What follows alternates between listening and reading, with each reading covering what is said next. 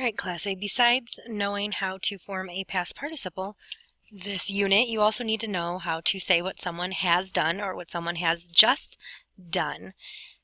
And to say what someone has just done, use acabar de plus infinitive. You may have noticed that this has been on our infinitive expressions on our book covers since the beginning of Spanish 2. It's a real easy way to use the present tense to sort of talk about something that happened in the past, because all you do is you take a present tense conjugation of acabar plus de plus the infinitive of whatever it is that someone has just done. So, for example, if we want to use our vocab and our grammar to say what someone has just done, we can say we have just tied our shoelaces. And I'm going to walk you through it, but I'm not going to show you the answer. So, this is what you need to do. First, you're going to write your subject for we. Do we absolutely have to have it? No, but at least we're writing down a word that we feel good about to start off our sentence.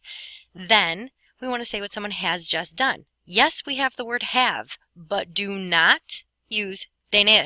We're about to use acabar to say the have part. So conjugate acabar in the present tense for the we form. O, as, a, amos, ais, an. Conjugate acabar to say we. And now if you have acabar there, you are saying have just.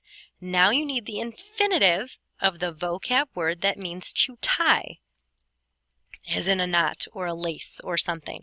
However, it is a reflexive verb, so keep in mind that you will still need the reflexive pronoun that you would normally need to say that we have just done that for ourselves. So you're going to have to use the infinitive of to tie, but change the reflexive pronoun to the correct reflexive pronoun.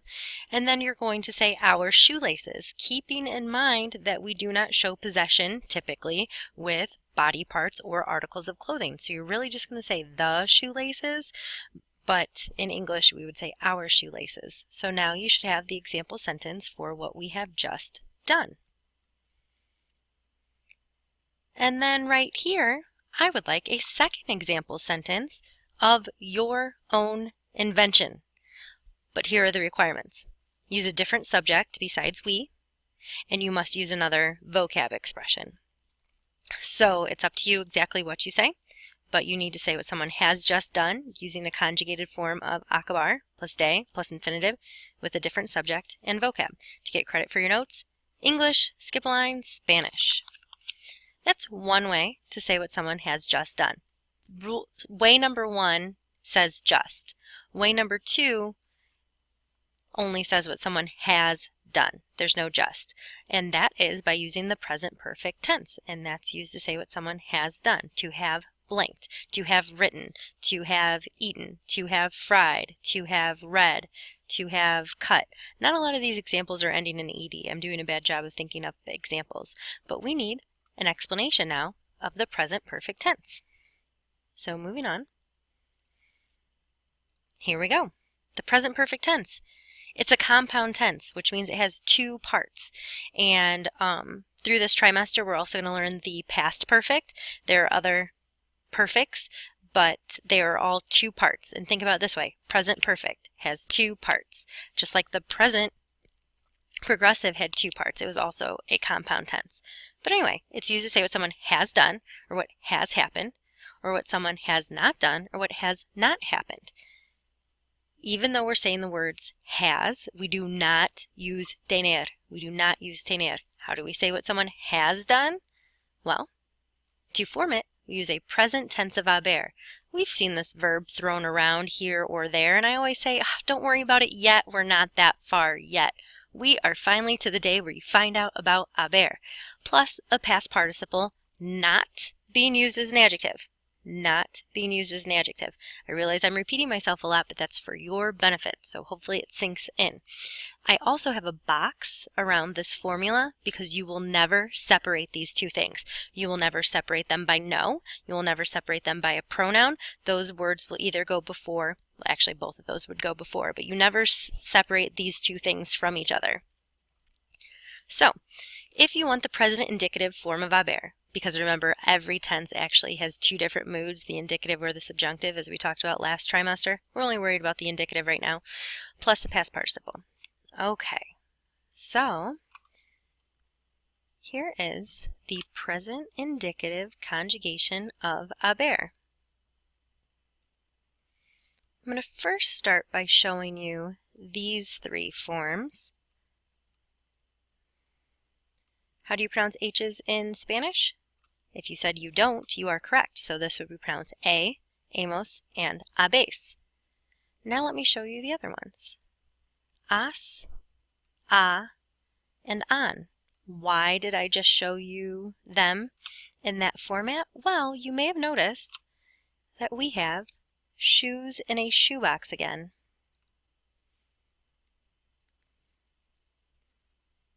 We have our e shoe, and we have our a shoe. Has, a, an, a, hemos, es.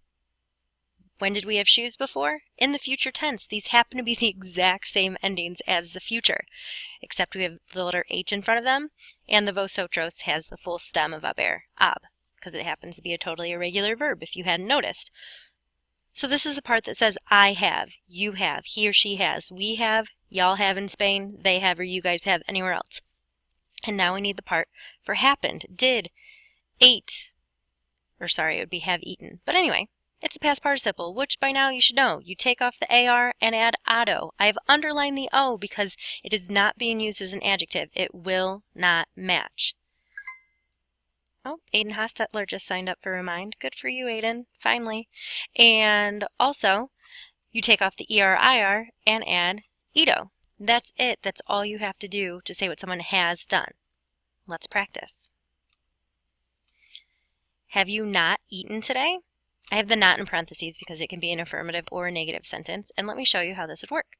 Well, what form of haber would you want if you want to ask if someone has done something? You would want has.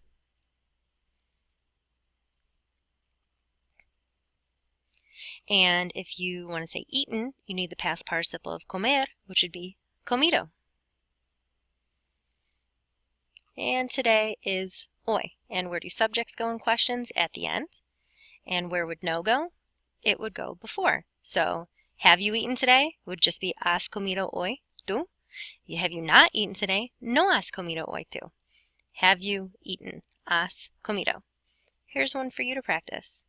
Yes, I have eaten today, or I have not eaten today. Granted, you'd probably say, no, I have not eaten today, but I just want to see that you guys know how this would work. So in this space here, if you like getting full credit for your notes, you will attempt this sentence. You will say yes, and then you're going to use the correct conjugation of haber to say I have, and then the past participle of comer to say eaten, and then today. What else do we need to know about the present perfect tense? We need to know that sometimes it's used with alguna vez to say ever. Literally, this means sometime, one time, anytime. So if I wanted to ask you, have you ever gone to prom?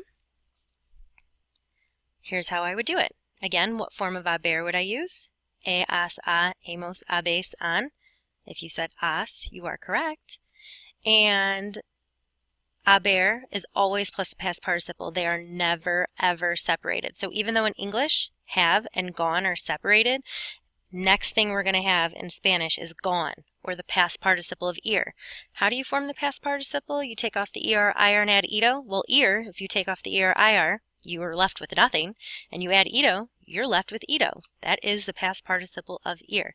And now we can put our subject because it's after the verb. A prom, alguna vez. Usually it would go at the end. So there's one way you would ask that question, but has ito would never be separated. Never.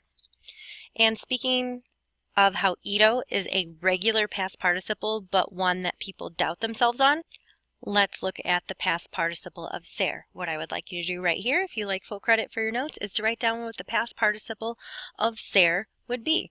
Take off the er or ir and add ito, and you get it. You might not think you've got it, but you've got it. Sometimes the present perfect is also used with todavía no to say what still hasn't been done or what hasn't been done yet. So if I want to say I still haven't seen a certain movie, like any of those movies that were nominated for Grammys, like The Revenant, I would use the present perfect and todavía no. So if I want to say that, I would have yo, and then todavía no. I'm going to give you that first part, but I'm not going to give you this next part. Then I would need the present tense of haber to say have, and then I'm going to need the past participle of ver, but be careful, it's one of the irregulars, plus the movie. I would like you to have 2 complete sentences here for your notes. I want you to fill in a movie that you have really wanted to see, but you just haven't seen yet. And here in Spanish, I want you to fill in the present tense of haber that you need to say I still have it, plus the past participle of ver, which is an irregular, and the movie. And last but not least, the present perfect. The present perfect, to say what someone has done, is sometimes used with ya, to say what has already happened, or not yet.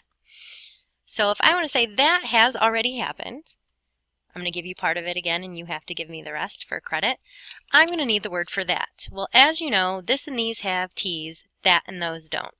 If I want to say that book, it would be ese libro. The singular masculine form of that is ese. But if I want to say that, as in an event, I need the neuter form. So it'd actually in this case be eso. And if you're like, oh, profe, I don't remember that at all, you have that in your demonstrative notes, which we will be getting to at the actual end of this unit, Unit 3C. But this is how you say that if you're referring to an action or a fact or thought or idea. So that has already happened. In English, we split up the has and happened, but in Spanish, you can't. So eso ya, and now I need the correct form of haber to say it has or hasn't happened. So has, hemos, habéis, han. Ask yourself which form do you want, write it down, and then ask yourself what verb means to pass, spend, or happen. What verb means to pass, spend, or happen, and then take the past participle of it. If it's a normal verb, take off the AR and add ado, or the ER, IR and add ito, and if it's one of the irregulars, look it up in your notes. And I am now done torturing you with the ways to say what someone has done or has just done. If you want to say what someone has just done, super easy. Just take a conjugated form of acabar plus de plus infinitive. Acabo, acabas, acaba, acabamos, acabáis, acaban. And de and infinitive. And you're done to say what someone has just done. And if you want to say what someone has done without a just, you just take the present perfect tense. The present perfect is used to say what someone has done. It's a present tense form of haber plus the past participle, not as an adjective. And your conjugation of haber is just like your endings for the future tense, where you have your ishu and your eshu. And all of them are just the letter H in front of that, except for the vosotros, which has the full stem. Has, hemos, habéis, han, plus the past participle, not being used as an adjective, so that means you don't even have to make it match. It's always going to end in ado or ito, unless, of course, it's one of the irregulars that we should know. And that's it. And if you like to get full credit on your notes, you're going to have, wherever I have these bars still showing, you're going to have filled in the information, and including an original sentence here to say what someone has just done. I appreciate your effort. Thank you very much.